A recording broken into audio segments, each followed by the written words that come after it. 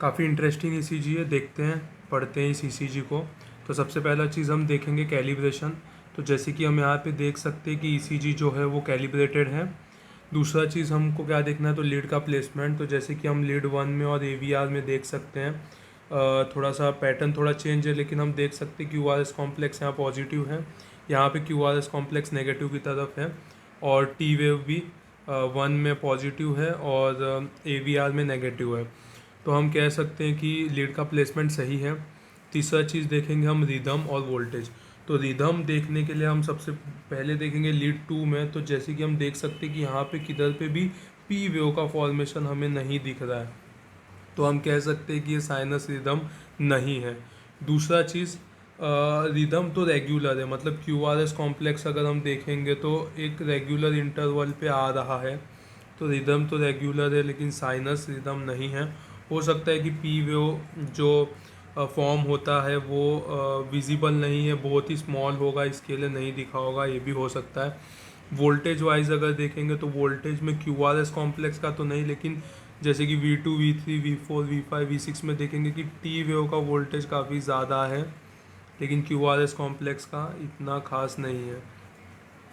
इसके बाद देखेंगे हम एक्सिस। तो एक्सिस देख सकते हैं कि लीड 1 में और लीड 3 में। तो लीड 1 में जैसे कि Q R S complex positive है, लीड 3 में कैसा है, थोड़ा नेगेटिव की तरफ है, तो हम कह सकते हैं कि ये लेफ्ट एक्सिस डेविएशन है। हार्ट रेट अगर कैलकुलेट करेंगे तो जैसे कि दो आर आर इंटरवल के बीच का गैप हम देखेंगे, तो जैसे कि लीड 2 में यहाँ से लेके यहाँ तक का अपने को देखना है। तो इसमें कितने स्मॉल स्क्वायर्स है, तो 1 2 3 4, और यहाँ पे कुछ मतलब almost 4 large square, 4.5 large square है, 4.5 लार्ज स्क्वायर। तो अगर हम देखेंगे तो इसका हार्ट रेट अराउंड 75 to 80 के बीच में आएगा। तो हार्ट रेट भी एक हिसाब से नॉर्मल है, 75 to 80 के बीच में। पी वेव मॉर्फोलॉजी देखेंगे तो यहाँ पे पी वेव एब्सेंट है, जैसे कि हम लीड 2 में देख सकते हैं पी वेव एब्सेंट है, 3 में नहीं है, V2 में नहीं है, V3 में नहीं है, किधर पे भी पी वेव का फॉर्मेशन नहीं है। दूसरा चीज़ पी आर इंटरवल देखेंगे, तो जैसे पी वेव का फॉर्मेशन हमें नहीं देखने को मिल रहा है यहाँ पे, तो पी आर इंटरवल भी मोस्टली नहीं पता चल पाएगा ठीक से। दूसरा चीज़ हम देखेंगे क्यू आर एस कॉम्प्लेक्स। तो क्यू आर एस कॉम्प्लेक्स में सबसे इम्पॉर्टेंट चीज़ हमें विथ देखना है।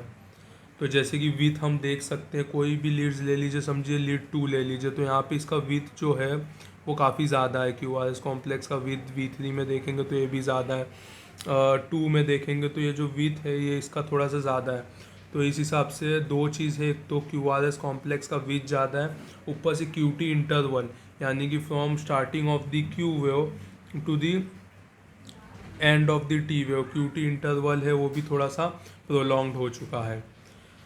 उसके बाद हम एस टी सेगमेंट देखेंगे। तो एस टी सेगमेंट बेसिकली हमें किसी भी लीड में ठीक से देखने को नहीं मिल रहा है, कहीं कहीं पे जैसे कि लीड 2 में हम देखेंगे तो थोड़ा सा डिप्रेशन है, लीड 3 में डिप्रेशन है, लीड AVF में डिप्रेशन थोड़ा देखने को मिल रहा है।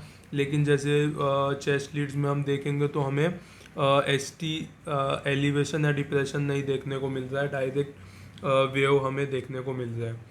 और मेन पॉइंट है यहाँ पे जो टी वेव है, तो टी वेव हम देख सकते हैं कि चेस्ट लीड में V2 V3 V4 V5 V6 ये जो है वो पीक्ड, टॉल और पीक्ड है। कैसा है, तो टॉल और पीक्ड जो है वो है टी वेव, ये अपने को देखने को मिल रहा है।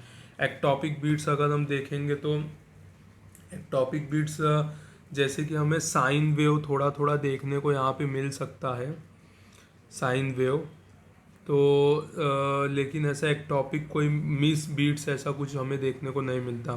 तो ये ईसीजी काफ़ी इंपॉर्टेंट है। तो इसमें कंक्लूजन क्या आता है, तो जैसे कि मैं पहले बता दूं कि ये ईसीजी है वो है सीवियर हाइपर कैलेमिया का। तो सीवियर हाइपर कैलेमिया में हमें क्या देखने को मिलता है, हाइपर कैलेमिया में सबसे पहले हमें देखने को मिलेगा tall and peaked T wave. दूसरा, पी आर इंटरवल जो होता है वो प्रोलॉन्ग्ड होता है। फिर हमें पी वेव एब्सेंट ये देखने को मिलता है। क्यू टी इंटरवल प्रोलॉन्ग्ड, ये भी देखने को मिलता है। और अपने को सबसे इम्पॉर्टेंट है लास्ट में सीन वेव देखने को मिलता है, साइन वेव। तो ये सब चीज़ अगर प्रेजेंट होंगे तो ये जो है ईसीजी वो हम कह सकते हैं कि सीवियरली हाइपर कैलेमिया का है। इसके साथ साथ इसमें हम देख सकते हैं कि पी वेव तो एब्सेंट है, टॉल और पीक टी वेव है, तो ये सीवियर हाइपर कैलेमिया का ईसीजी है।